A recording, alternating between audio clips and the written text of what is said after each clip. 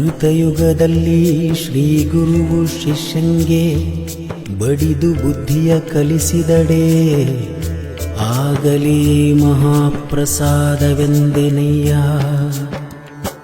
ತ್ರೇತಾಯುಗದಲ್ಲಿ ಶ್ರೀ ಗುರುವು ಶಿಷ್ಯಂಗೆ ಬೈದು ಬುದ್ಧಿಯ ಕಲಿಸಿದಡೆ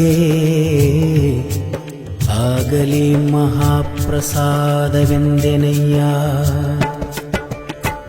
ದ್ವಾಪರ ಯುಗದಲ್ಲಿ ಶ್ರೀ ಗುರುವು ಶಿಷ್ಯಂಗೆ ಝಂಕಿಸಿ ಬುದ್ಧಿಯ ಕಲಿಸಿದಡೆ ಆಗಲಿ ಮಹಾಪ್ರಸಾದವೆಂದೆನಯ್ಯ. ಕಲಿಯುಗದಲ್ಲಿ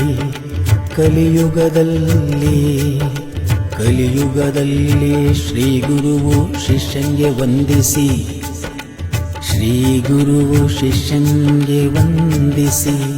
ಬುದ್ಧಿಯ ಕಲಿಸಿದಡೆ.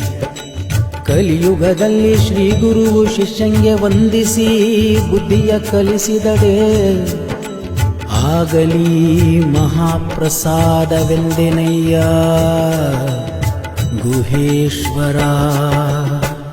ಗುಹೇಶ್ವರ